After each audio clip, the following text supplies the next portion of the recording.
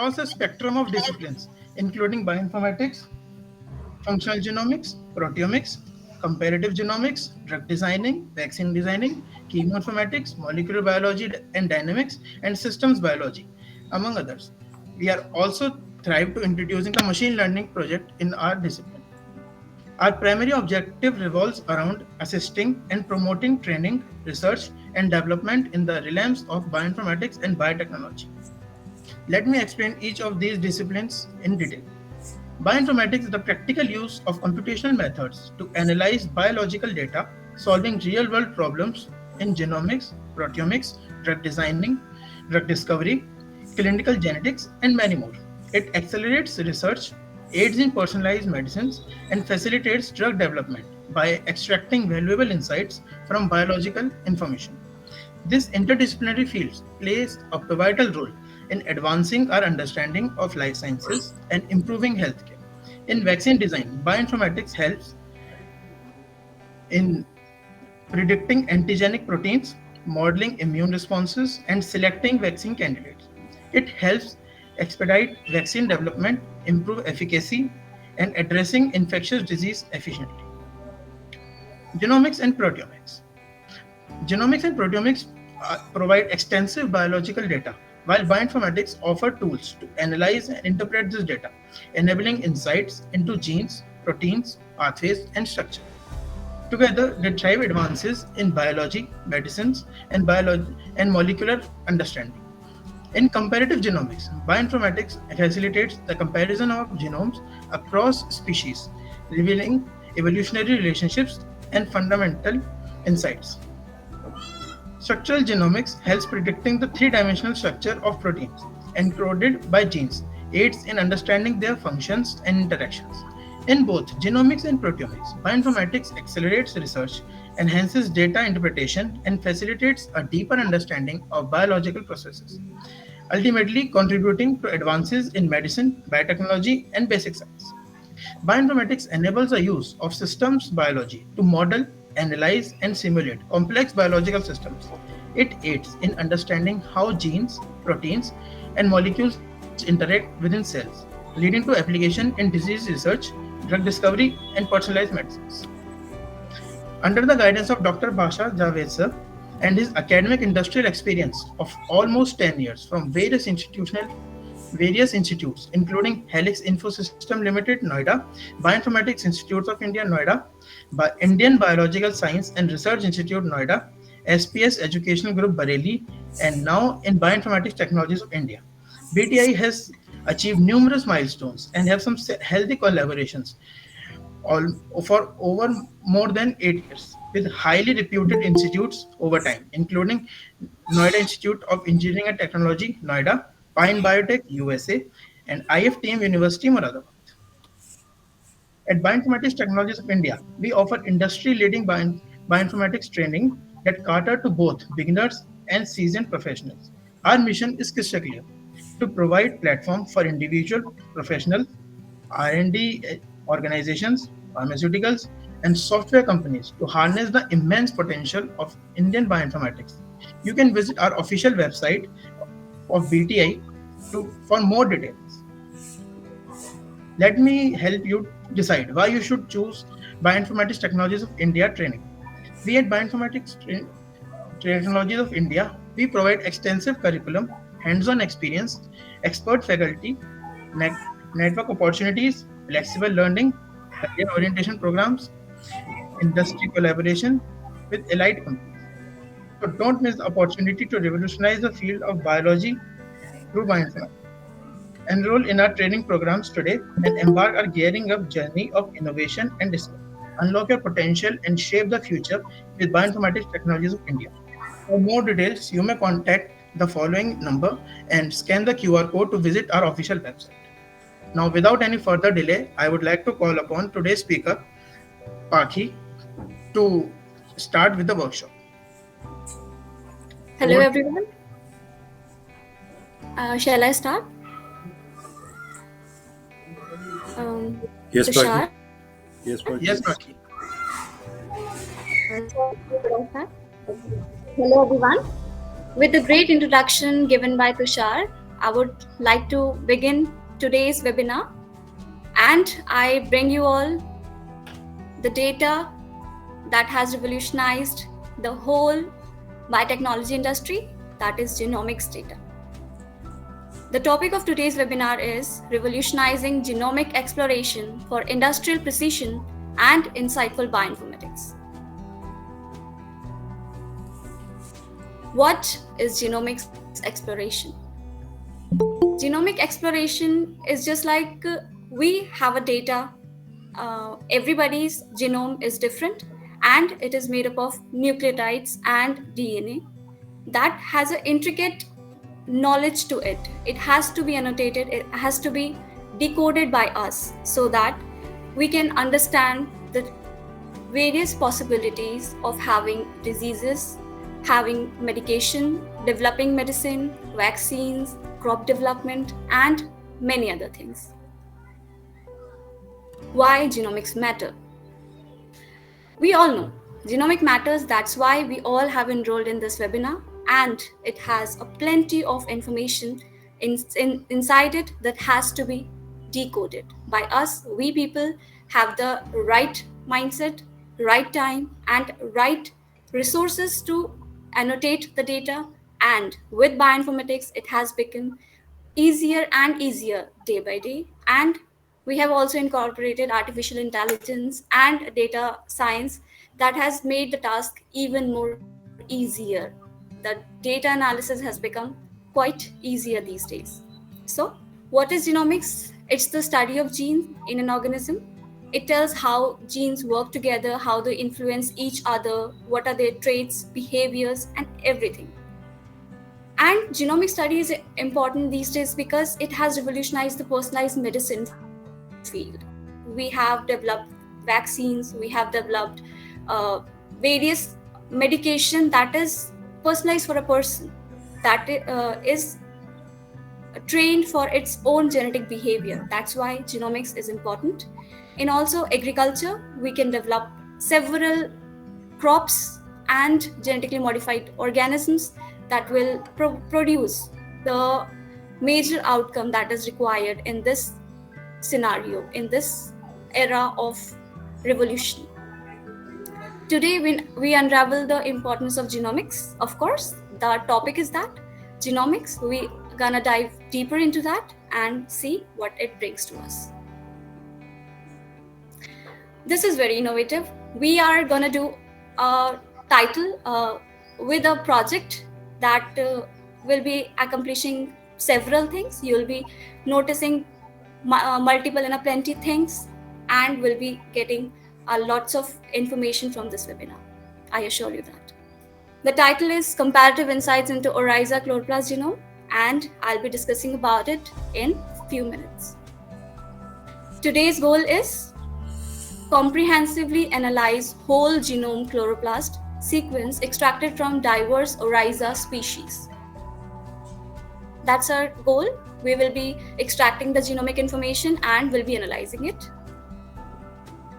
Objectives of the program: we will be discussing why Oriza, as I have mentioned in my topic that I'm gonna take Oriza species and will be discussing about the chloroplast sequence, majorly the chloroplast sequence of the genome. Why chloroplast sequence? That's the question we will be answering. Genomic data collection, from where we will be extracting our data, where what are the databases we will explore. Genomic sequencing and annotation, phylogenetic relationship and evolutionary studies, crafting publication ready phylogenetic trees. I assume that most of us that have joined this webinar are majorly belonging to the fields of research or maybe from the fields of industry. But those who are belonging to the field of research knows the importance of publication. Publication is the prime goal of every researcher, because not only performing the experiments, uh, sharing it with other people, exploring it, and having reviews from other scientists as well is the major part of research. That's why Publication is important, and here BTI provides you the webinar which will make you ready for crafting publication ready phylogenetic trees. We will be discussing variant annotation and genetic variation studies, tandem repeat region annotation, and lastly, the outcome will be in terms that you will be understanding the industrial application of genomic study in biotechnology and agriculture. First, why Oriza? Oriza is simply a cereal crop. It's commonly known as rice. It belongs to Poaceae family, and we all know that it is the staple food. We all consume it on daily basis. That's why it is the staple food crop, and it has plenty of species. It has almost 24 species into it, and the most commonly that we use and see are the Oryza sativa and the Oryza glaberrima. Why Oryza? Why we are starting it? Why it has applications in fields of crop, in fields of agriculture? Why? First thing, like in genetics as well, we probably and mostly discuss about the model organisms. Like we know that in genetics we have E. coli as our uh, model organism. Similarly, in field of agriculture, we have a model organism, and Oryza is the model organism for monocot genomic studies. It has variety of genetic diversity, as I've shown you that it has 24 species in itself and plenty more of subspecies. It helps to identify disease resistance, tolerance to environmental stresses, improved yield, breeding programs, etc.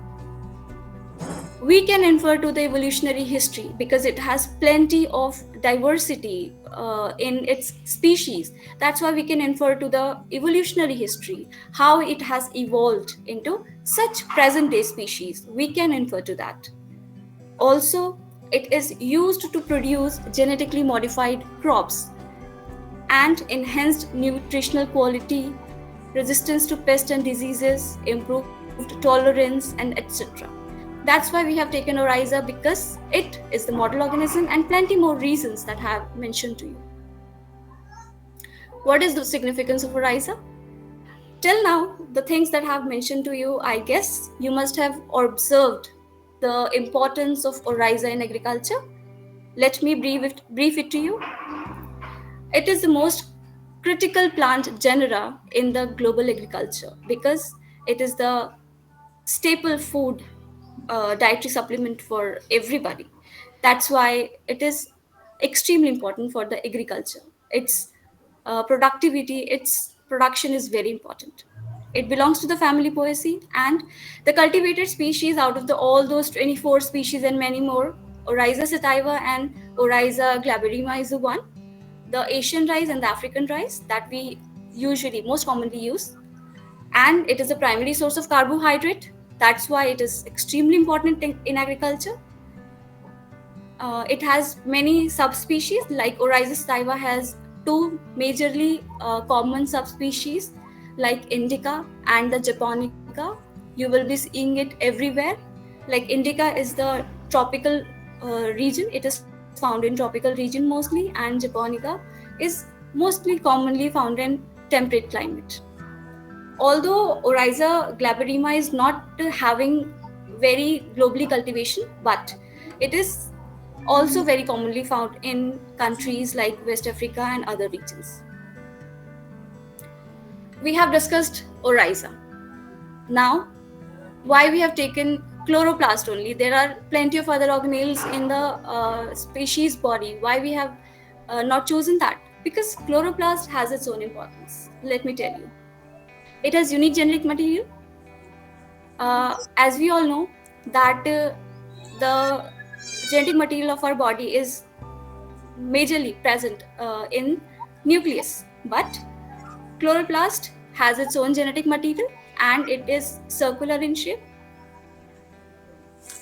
It has maternal inheritance. It is maternally inherited. That's why since it is uniparental inheritance, it is inherited from just one parent, that is mother. That's why it is uniparental inheritance, and it is easier to study. The genomic study of chloroplast is very easy because it is uniparental. Only one parental gene has been incorporated into it. That's why it's easy.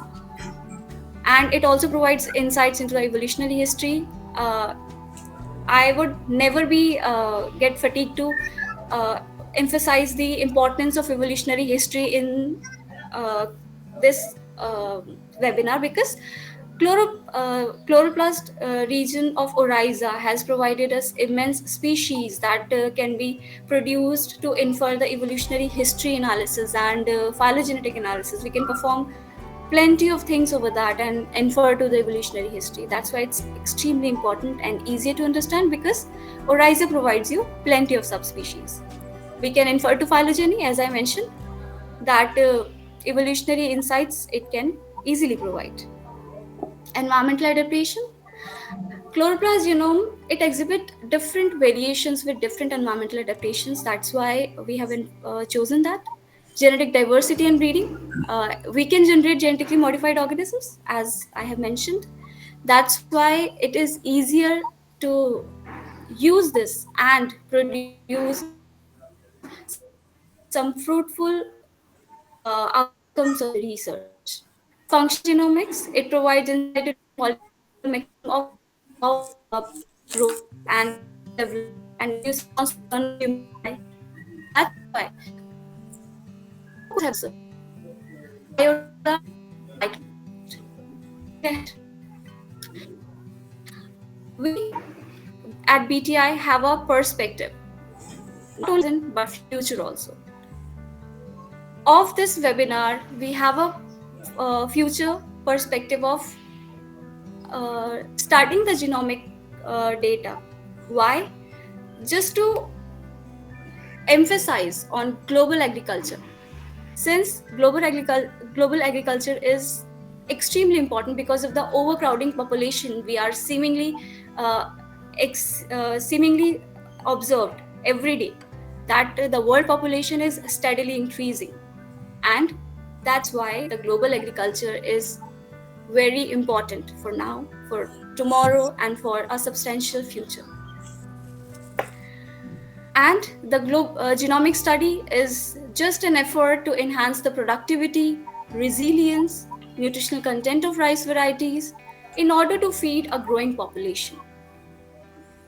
Genomic studies of Ariza provides significant insights into the genetic studies, where we can identify desirable traits such as disease resistant, high yield, environmental stress tolerance, and etc. The aim is to encourage food security, ensuring the well being of communities worldwide. As I mentioned, that Oriza has plenty of species, and there is a table that indicates that we have plenty of species, and some of them are Oriza indica, that I have mentioned is the subspecies, granulata, mayariana, rufipagon, longiglumis, latifolia, ridlei, grandiglumis, rhizomatus, australiensis, Ikengiri. These are the different species of Oriza, and we will be seeing them in our webinar as well. Now, the most awaited time. Now let's discuss about the platform on which we are gonna perform our project of today, and it's Genius Prime software. Let me introduce it to you. This is the interface you will be seeing. This is the Genius Prime interface. It is a bioinformatics software and designed to analyze, visualize, manipulate genomic data. It is developed by Biomatters. It is a New Zealand based company and was founded by Dr. Matthew Lander in 2003. It is a very recent company that has launched a beautiful software available for genomic data interpretation and analysis of the whole data, and produce splendid research work that would be beneficial for all the PhDs and MSc students that have enrolled in their programs. It is an intuitive and user friendly, versatile, comprehensive bioinformatics tool, and that has majorly developed for molecular biology and genomic research. It provides you a cross platform compatibility with multiple operating systems. You can access it on Windows, Linux, or Mac OS. In whatever platform suits you, you can operate it on there. Why Genius Prime? Why we are using it?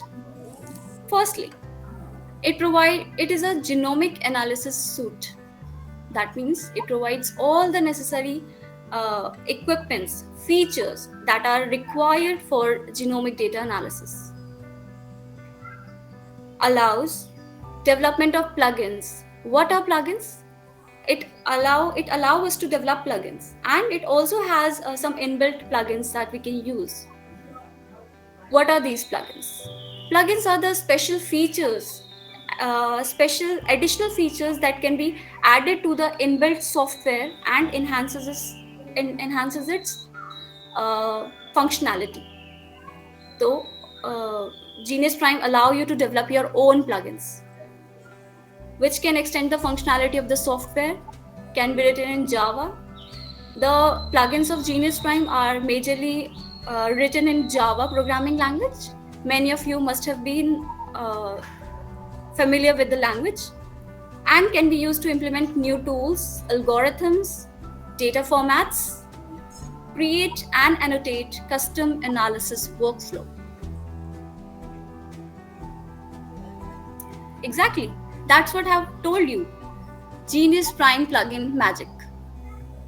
Because it is a specialized tool, it extends the functionalities, capabilities of Genius Prime beyond its core features.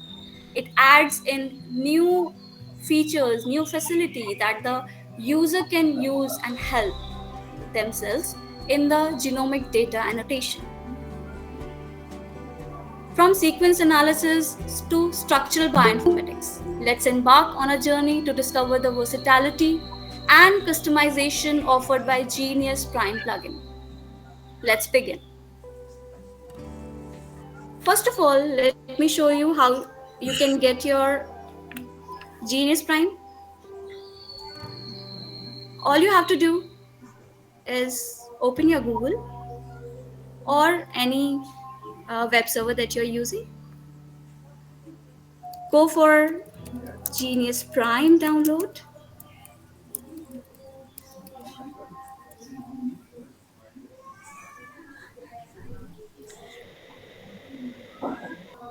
You will be getting the website of Genius Prime.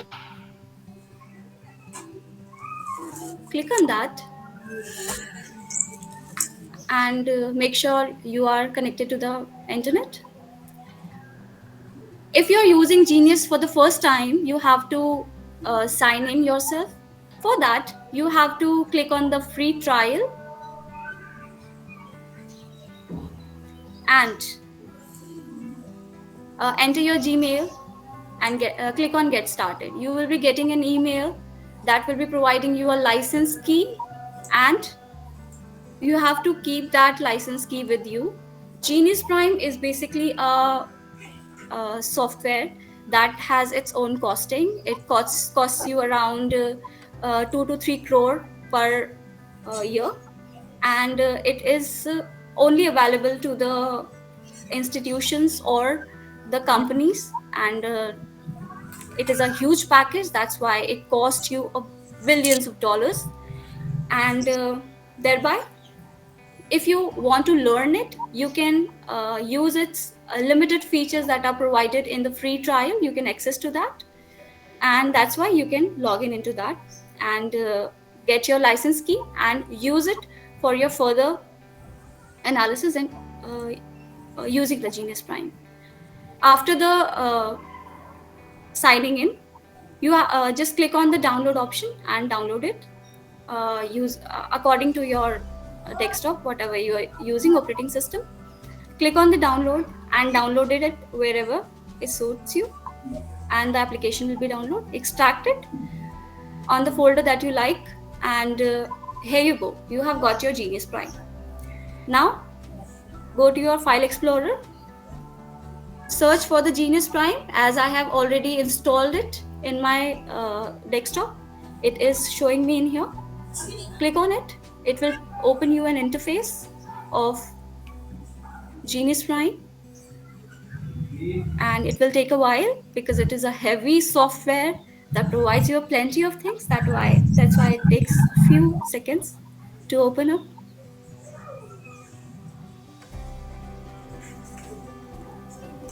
It will be opening. On the other half, I'll be explaining you what we're gonna do.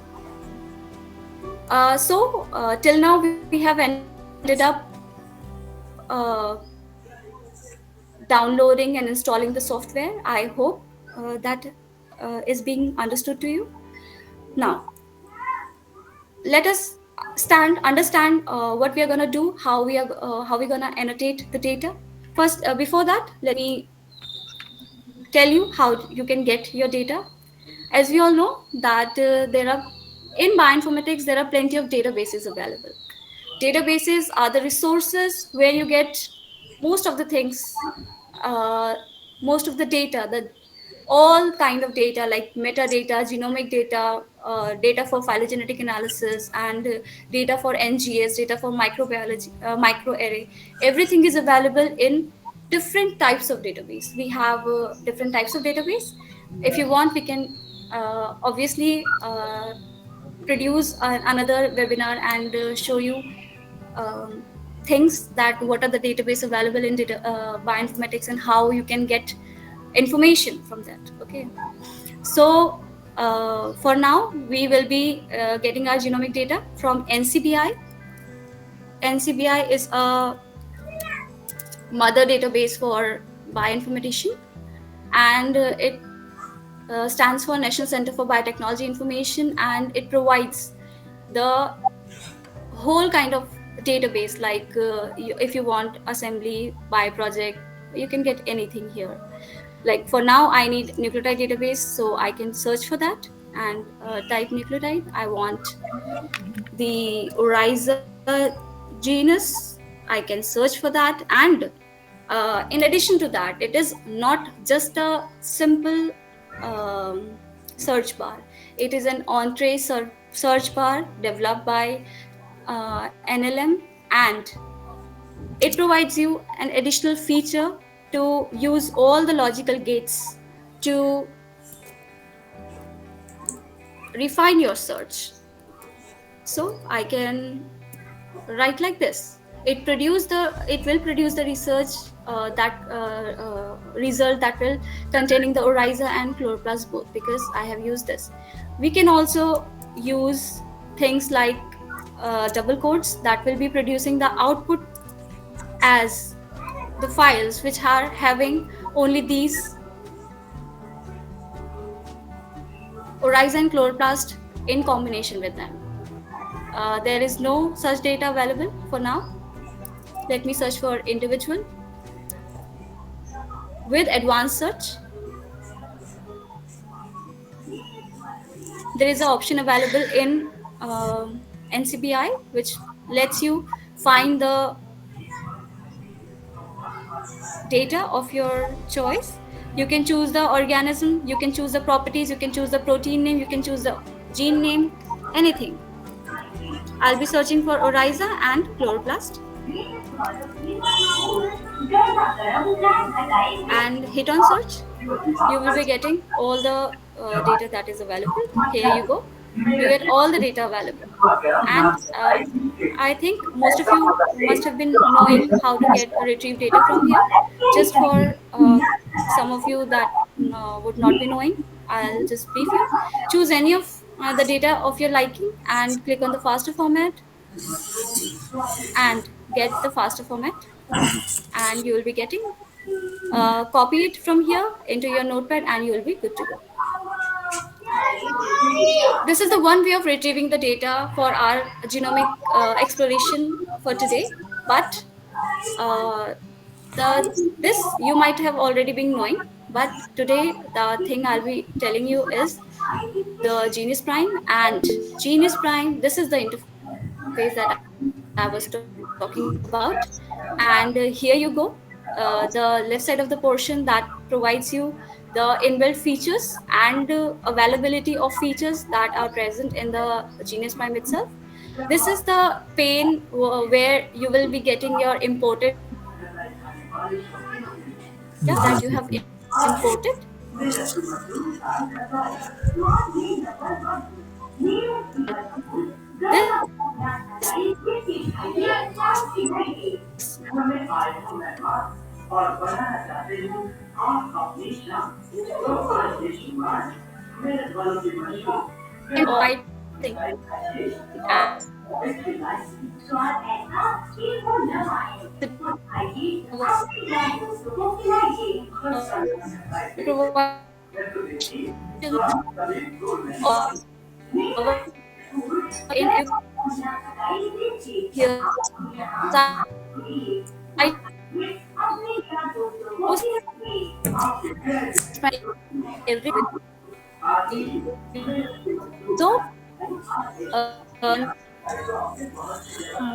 Hello, Paki.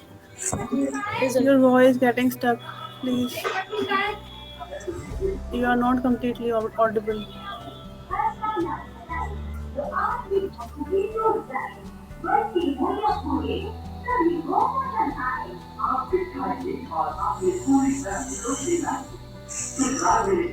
Is it audible? No, your voice is breaking continuously. Actually,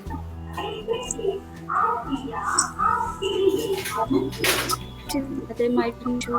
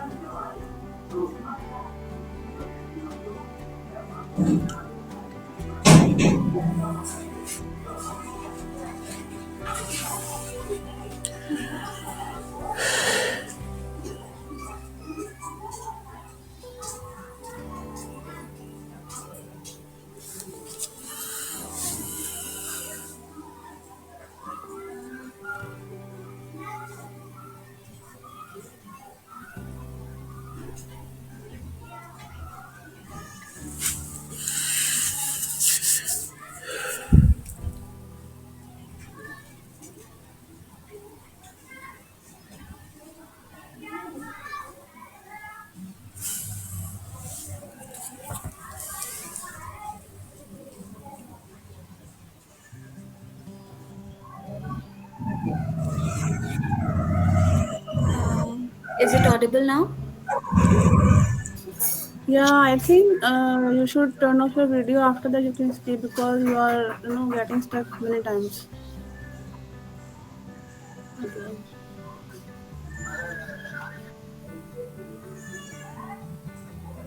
Just try to It's breaking. speak. Uh, just turn off your video after that. Just try to speak. Okay, sure, I will. Yeah, Is it audible now? yeah, now it's audible. Please interrupt me if it happens again. Really Yeah, yeah. sorry for the inconvenience. Sure. Okay, let's continue. Please continue. Yes, please continue. On Genius Prime, we will be searching. Yeah, on Genius Prime, we will be continuing doing our search.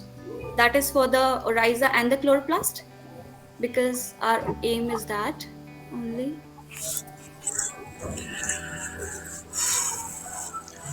Hi, sorry to interrupt, Hit on. but the screen is not visible to Paki, me. you haven't shared your screen actually.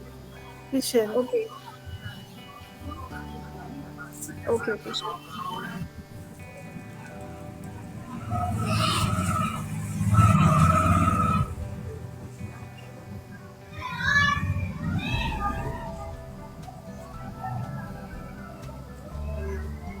Is it visible now? Yes, yes, now it's visible.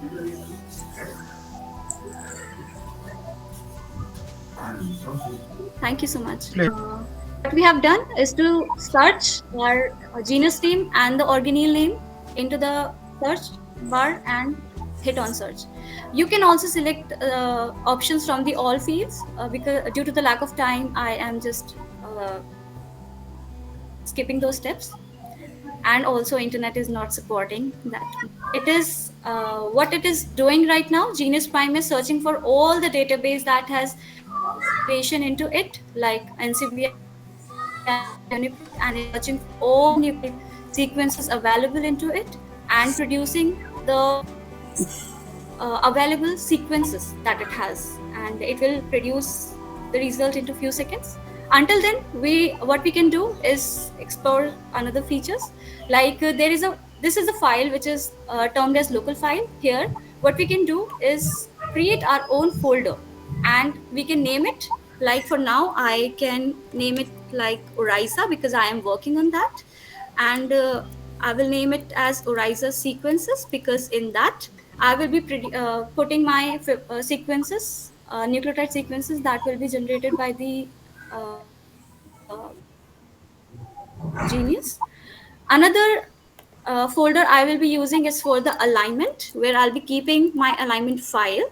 So I will be naming another folder. You can name it here. What you have to do is to click on local and then right click and go to new folder and create a folder. I will create another folder where I will be discussing phylogeny with you guys. And I think that's pretty much it for now. Here you go. We have got our 50 sequences for now, and it is still searching, and it will be, there are approximately 2 lakh sequences available here in the file. We will not be discussing all of them. It will be being we will discuss this is another symbol and this is a different symbol. This is the sequence which is leading to this symbol, and for the green ones they are completely sequenced and they are completely available. Now what we're gonna do is to select those sequences which are in green. What you have to do is to click on one and then press Control and select all the number of sequences you want. For now I will be taking these sequences, and you can simply drag it to the alignment folder that I have created, and here you go. You have got your sequences, all the 6 sequences that I have chosen. Let me brief you about that. This is the accession ID for each of the sequence that I have chosen. This is the description of the species, like Sativa, New Caledonia, Grandidulumus, Australiensis. Remember, I have discussed it with you in the previous slides. And here you go, you have the sequence length, the length of the sequence, the nucleotide sequence that you have. It is the length of it. Accession ID is there. That is the base accession ID, and these are the variants that we are talking about. And this is the GID, which is for nucleotide sequence, and it is a percentage GC content. GC content, I think you might all know, is the percentage of GNC nucleotide present in our uh, sequence, in our nucleotide sequence. And it basically acts as a regulatory element for knowing, for all of those who belong to the molecular biology. They know the importance of GC content as the regulatory elements. It tells you where are the ORFs and the regions all the introns are present. The topology, we have chosen the circular DNA, as I've already told you, DNA, and that's it. So what we're going to do is, according to our slide, we are going to do a nucleotide sequence alignment. Until now what we have done, We have retrieved sequences. We have retrieved our data on which we are going to perform alignment. So this is the data, and now we're going to perform the alignment. What you need to do is to select all and go to align and assemble, click on multiple alignment, and you will be getting a mapped alignment algorithm. MAF stands for multiple alignment using fast Fourier transform. It is a multiple sequence alignment and used to align all the sequences and in one file and produces a file with single output. And it uses the pairwise sequence alignment algorithm to run the alignment on the back end of it. And pairwise sequence alignment, for those who know, are the method of alignment in which one sequence is assigned as a reference and rest of the other sequence. Let me brief you. For example, MK348618, this the first sequence we are talking about. Let me take it as a reference. Okay, for example, that's a reference. Okay. Pairwise sequence alignment, what it will be doing, it will compare, it will assemble and align the another rest of the sequences with it as a reference one. Okay, so click on multiple align, go to mapped and click on OK. What it will do, it will produce an alignment file in which all the sequences are aligned using the multiple alignment algorithm. It will take a few seconds to produce the. That's how the alignment. Let me brief you the annotations that provided here. The topic we have discussing for now is genomic annotation. Genomic annotation in the taskbar provided here on the leftmost corner. There is a site. There is an option called annotation and tracks. Here it will provide you the number of CDS, genes, repeat regions, rRNA, tRNA, etc. அவங்க guide ஆனா போடுறேன்னா சொல்லுதா என்ன சொல்லுது இவகிட்ட வாங்கிட்டு வா நான் போடுறேன் அப்புறம் எப்படி அவங்க பேசி வச்சுட்டு தானே பேசி பண்றாங்க ரெண்டு பேரும் பண்றாங்க அப்படி நீ வந்து இந்த மாதிரி சொல்லு அதான் There are நாளைக்கு பிரின்சிபல் வந்தோடனே கூப்பிடுறேன் Hello. No. excuse me, kindly switch off your mic.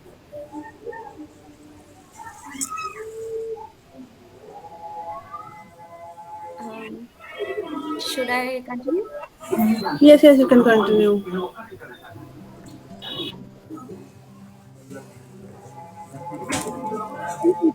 521 CDS. CDS are the coding sequences that are available in our gene. And this is the gene. Coding sequences, of course, are the regions which codes for a protein. And because we know that the whole gene of the genome that we cannot code for protein, only few regions of the protein are produces the protein. Repeat regions are there, rRNA are there, tRNA, rRNA. What rRNA does? rRNA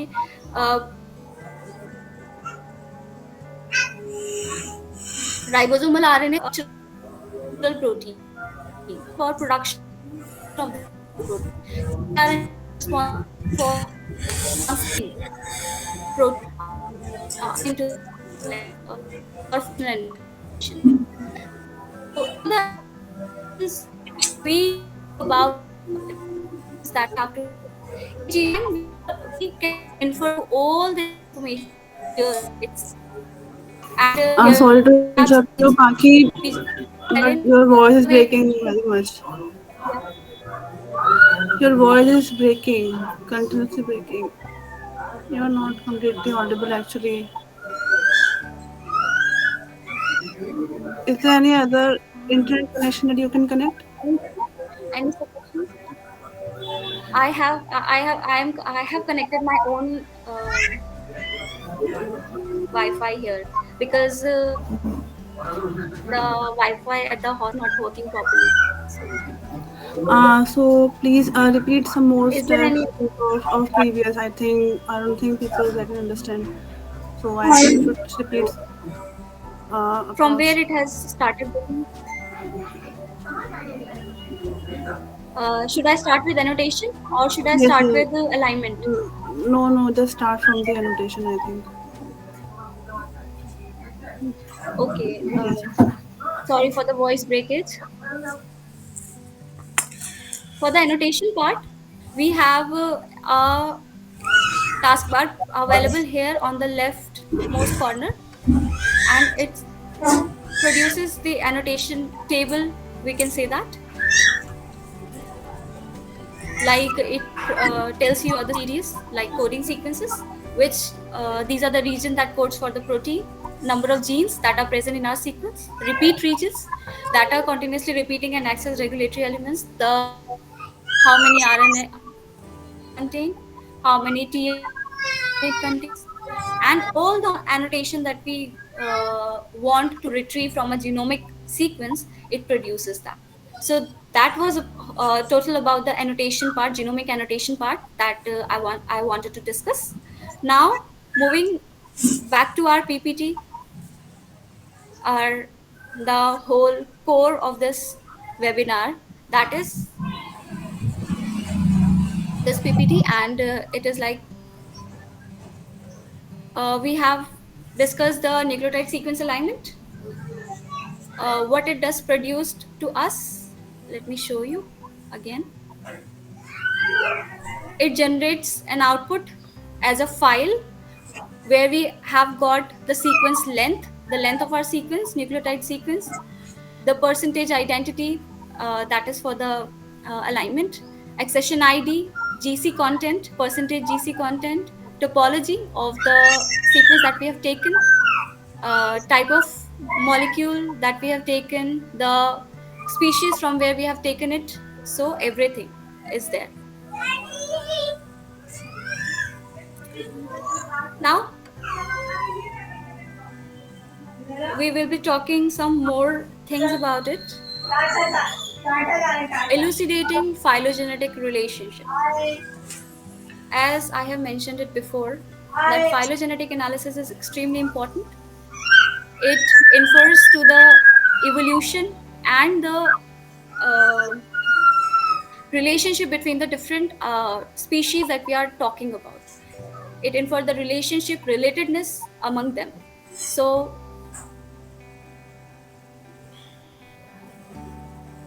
here you can see we have also produced our alignment.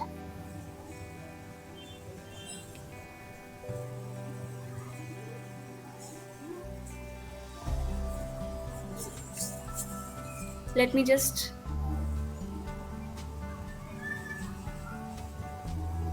annotate it for you. It will take a while. And here is the alignment file generated. We will be inferring it to it in a while. In the riser sequences folder, I have kept all the sequences that I've taken. I have taken 6 sequences and I'll be inferring to that. And this is the alignment file that has been produced. Alignment file, what it does, it has aligned all the 6 sequences that I have already taken, and it has produces a clean, nice table in which all the information is available, like sequence name. These are the regions from where the sequence start and where it ends, the length of the sequence, the direction in which it has done the multiple sequence alignment. So this is also a research question. Let me ask you, or you can discuss it in yourself. That in that does the direction of multiple sequence alignment matters? Does forward alignment and the reverse alignment matters? So you can think upon that. And this is the lengths available, the length of the sequence that has aligned the repeat regions and everything that you will be inferring to it.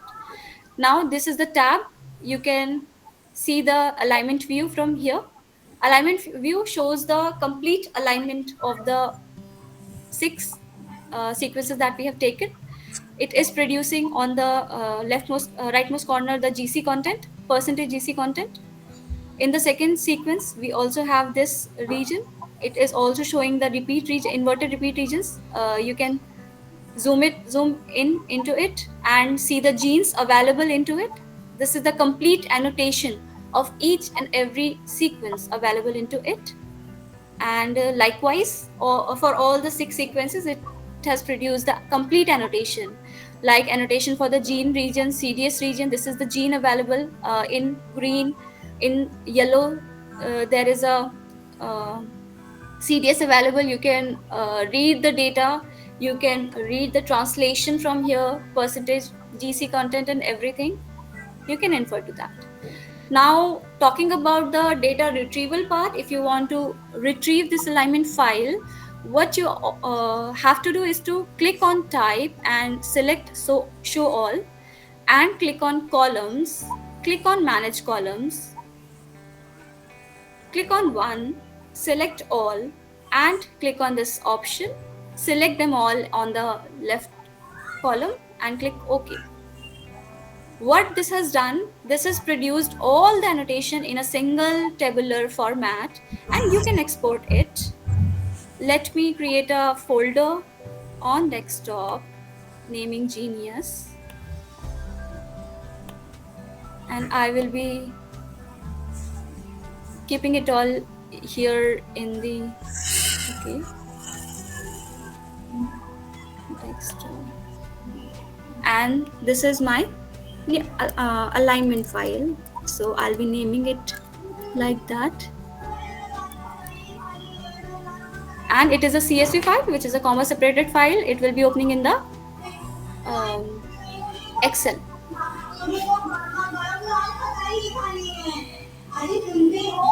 देखो आपका बेटा कह रहा है कि मेरठ की मशहूर नान खटाई किस की खाने है। अरे तो इसमें घर होने की क्या जरूरत है। मैं अभी मेरठ की मशहूर गर्मा गर्म नान खटाई बिस्किट लेकर आता हूं। The file has been saved. Let me see. This is the file. Let me create a new folder. Name it Genius.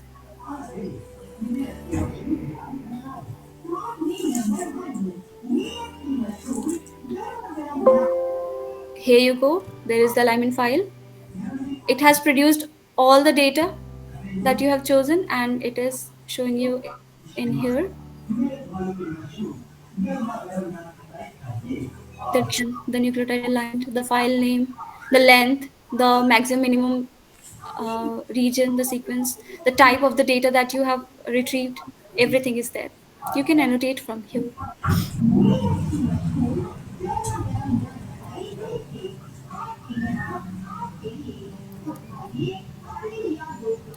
Let's discuss furthermore. We shall be discussing the phylogenetic relationship, how we can infer to that. All you have to do is to select the nucleotide alignment file that you have created and click on tree. You will be getting various options to create the tree. I assume that you might be knowing the different methods of constructing the phylogenetic tree, and if not, you can infer or request Mr. Basha Javed sir to conduct a webinar on that as well. He will be helping you all, and we will be always there to produce that webinars for you.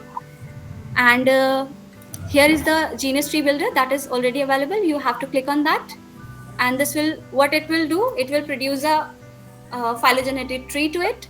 You can like here we have taken 6 sequences MKT. These are the accession IDs, and what you can do is to replace these accession IDs with name of the species as well. That will be producing more inference to the distance and relatedness among the species. Rather than this accession ID, you can infer to that.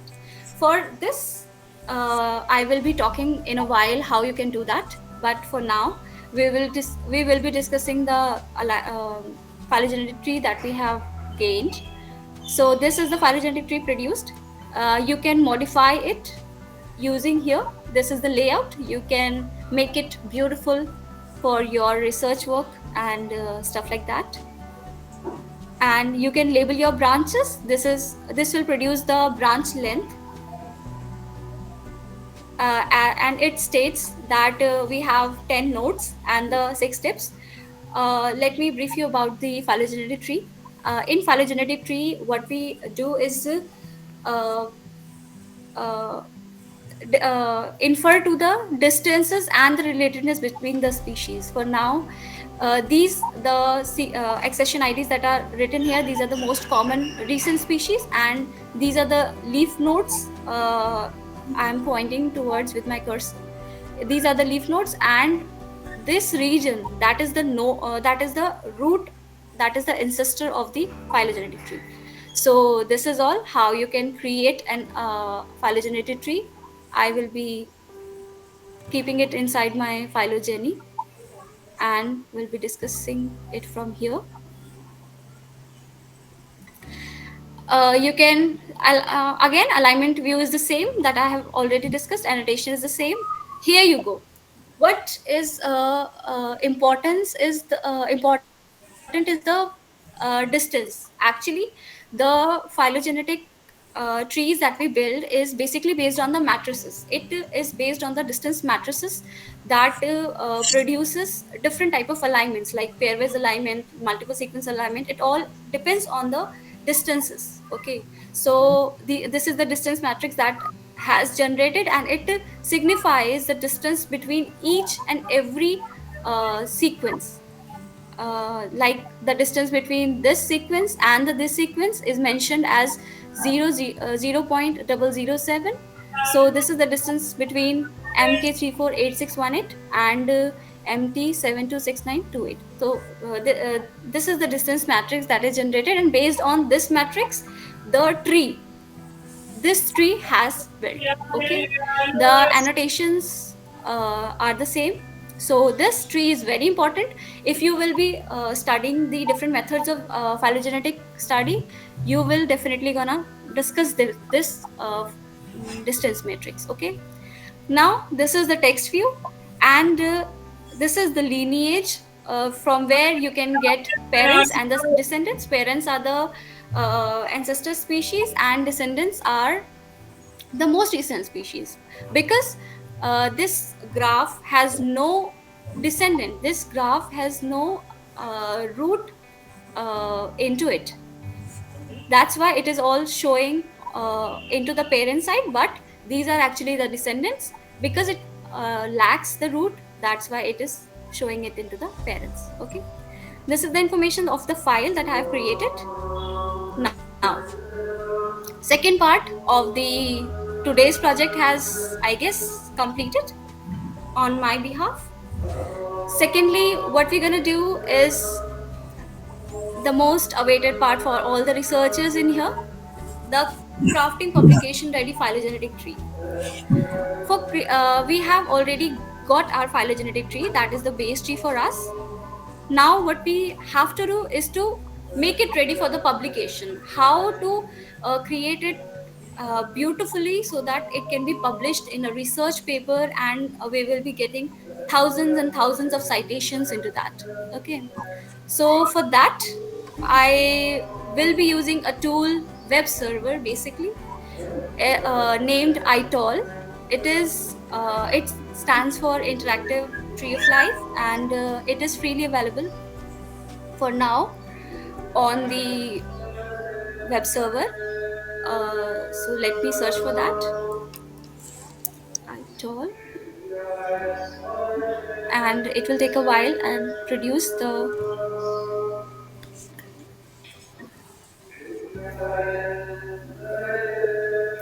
Till now, this is the web interface of the ITOL server that we will be using for making our tree and modifying it to an interactive level so that it can be made easy for us to publication purpose.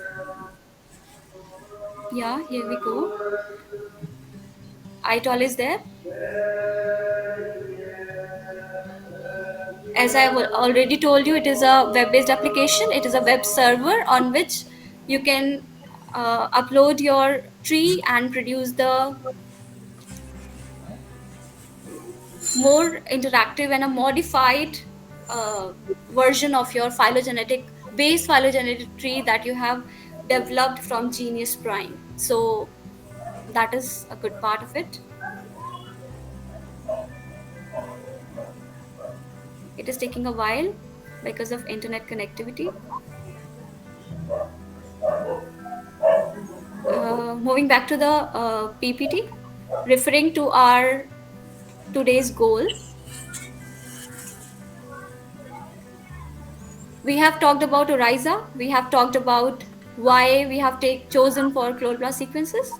We have uh, looked for the resources from where we have retrieved our data. We have seen the genomic sequencing and the annotation. I have briefed you all about all the CDSs, rRNA, tRNA, and exons that have generated and was present there in our sequence. We have talked about the phylogenetic relationship and evolutionary studies.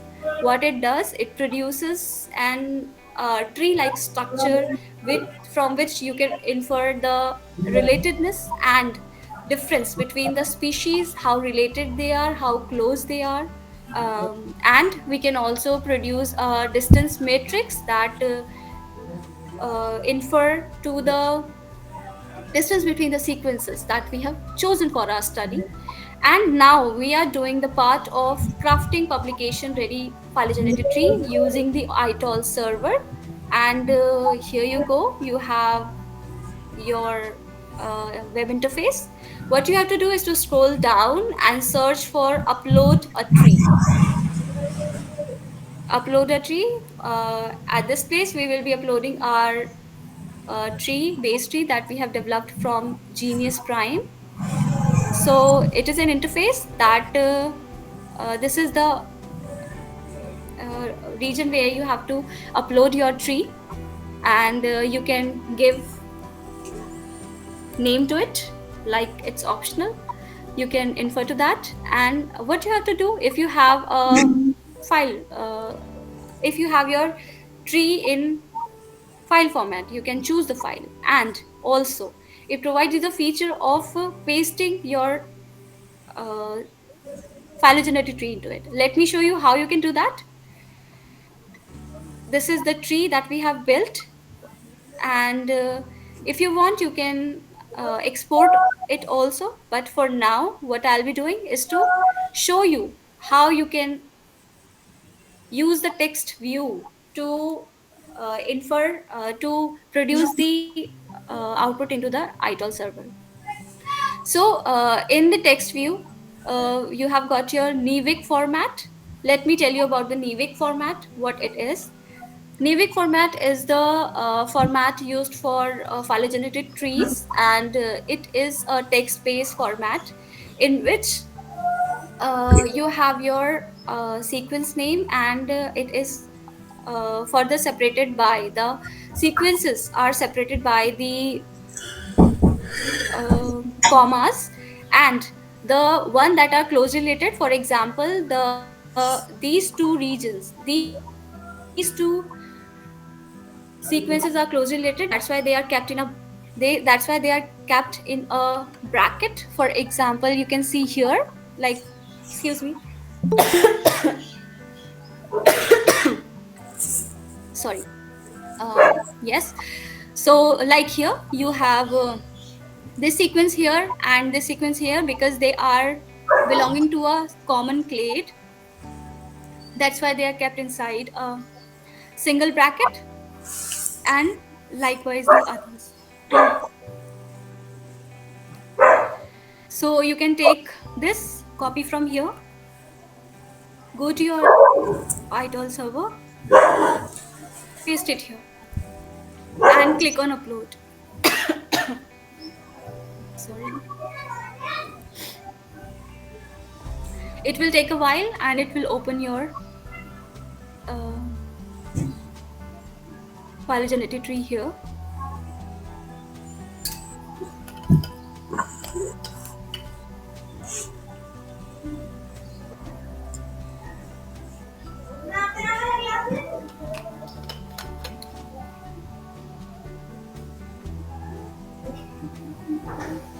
So yeah, we have got our tree uploaded onto itol server.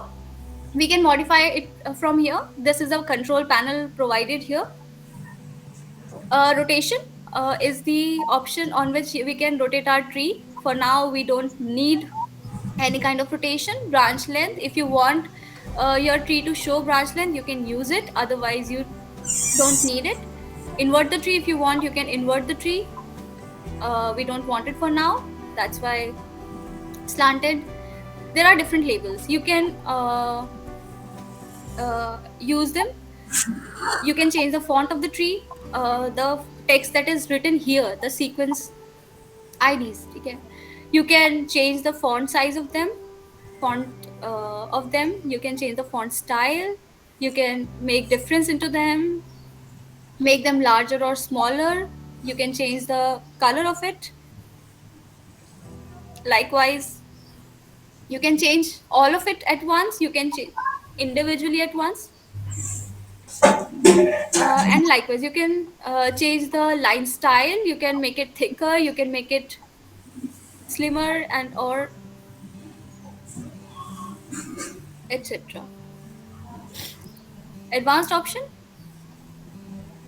we have scaling factors like zooming in and zooming out the phylogenetic tree. And likewise, there are plenty of options available here. Let me brief you with the ones that are most commonly used. For example, I want to clade. This is my node, and this node generates a clade in which there are two sequences. Likewise, this one and this one. And this is the node for it. This is the node, this is the clade 1 and 2. These are the clade. So what I want is to change the color of this clade. What I have to do is to click on the node and have an option of here, and what we click on branch, click on whole clade and choose color of your liking, whatever you like you can choose it from here. And here your clade is completely showing in different color. Isn't it beautiful? You can do it for the others as well. Let me do it for you.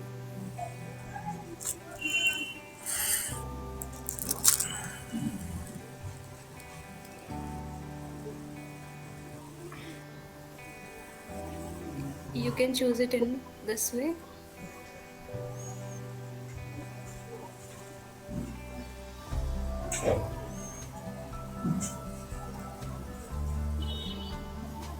You can choose any color of your liking and everything.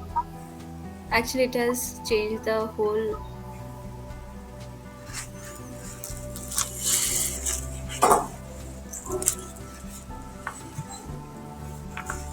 This is the label. You can change individual label as well. See, for this clade the label has changed, and for this clade I will be changing the color again because it has changed due to some reasons, or I can make it similar to the label color. For this as well, I will be doing it in just a few seconds.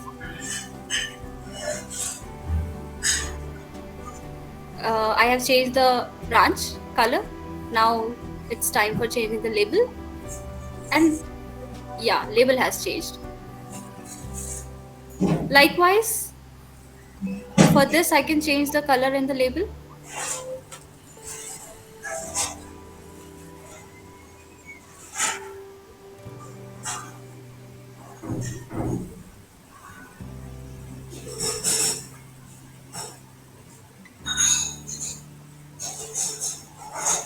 Okay, so that's it. We have changed it. Okay. Now we can make it circular. We can increase the thickness of it. We can increase font style. We can change it to whatever we want, and you can manipulate as per your liking, whatever you like. It is a circular format. You can keep it in a rectangular format, unrooted, and likewise.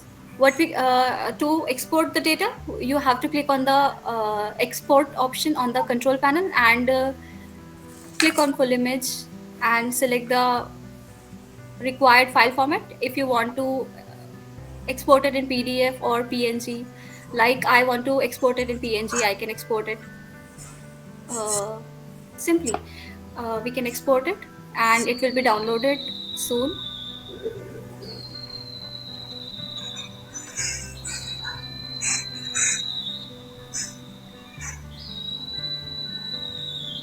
Until now, it is taking time. I will be referring to further things that we will be needing to do. Variant annotation and genetic variation study. Let me show you how to do that using Genius Prime. We have talked about the phylogenetic tree. Now let's move on to the annotation part of the variant analysis. What you have to do is to select the nucleotide alignment, go to annotate and predict, and click on the option of find variations in SNP. You have to keep the parameters as it is by default, and it will generate the result in a while.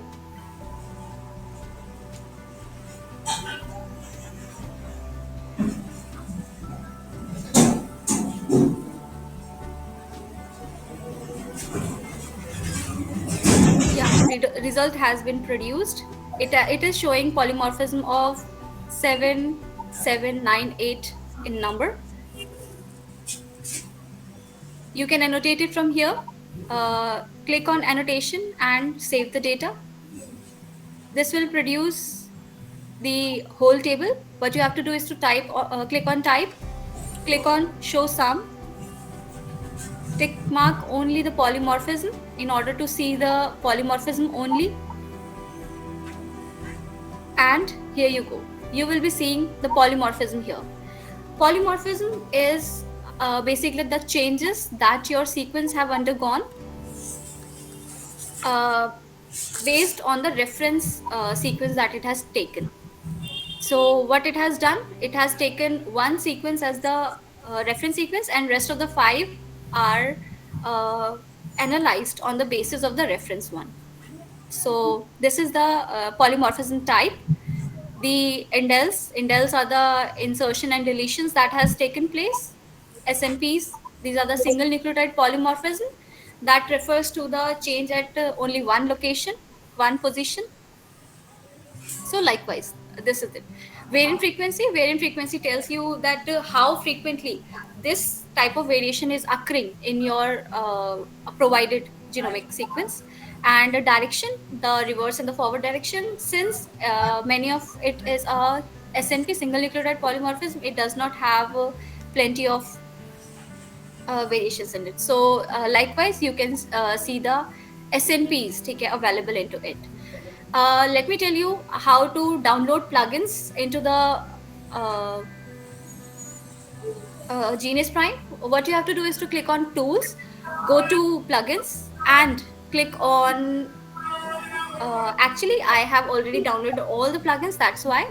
Otherwise, if you are using it for the first time, you will be seeing available plugins for here, and all the plugins are available here. You need to install them all and use them for better understanding and annotation of the genomic data. So this is how you can infer to the insertion, deletion, SNPs, and different informations about that. Let me tell you the repeat regions that you have got. Repeat regions are basically tells you the regions where the repetition of the DNA has occurred, and these are the sequences where the repetition has occurred, and this is the data for that. If you want to use extract the data, polymorphic data that you have produced, if you want to extract it, what you have to do, again, click on the column, click on manage column, select all, click on OK, and then click on the export table, and again select your desired folder, name it according to your choice, and the data will be produced. And likewise, you can open it into the Excel file because it is a CSV format. It is easily open and it can be easily opened in the Excel. Okay, so that's how we have discussed the variant annotation and genetics variation studies. So that's it. What we have learned is the Genius Prime interface, tools, plugins, how you can download the plugin. And I also told you about that you can produce your own plugin and send it to the Genius Prime, and it will launch your plugin into the Genius Prime, and everybody will be using it. That is the prime uh, gap which you can fill as a researcher, as a industrialist. So we have talked about the sequence alignment, we have talked about genomic annotations, single nucleotide polymorphism, short sequence repeats, long sequence repeats, inverted repeats, indels, phylogenetic analysis, and whatnot. We have discussed it all, and this is the PNG file of the ITOL that I was talking about, the file that I have exported. That's here.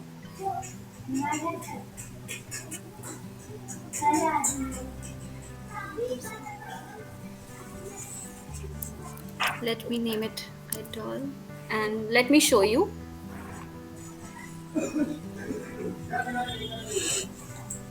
This is it. This is the retrieved phylogenetic tree, and you can make as much as phylogenetic tree that you want. You can export it in PNG file format. That's what the aim of my presentation to you. So this is it. This is the learning, and these are the references because I have used the Genius Prime software, which is a splendid, beautiful software. You must visit it and use it. So I invite you all to connect with us and uh, join with us in further webinars we usually conduct in 15 to 20 days, and we are quite frequent into it. So kindly join into it. And now I invite you all with your questions if you have any questions to ask.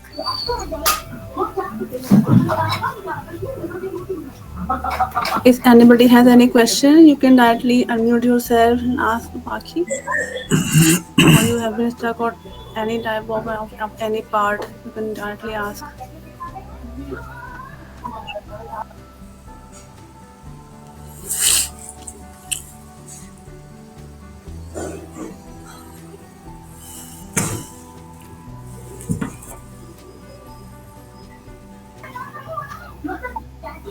I don't think there is no question. I think you can also write your question in the chat box also. So if you are not able to unmute.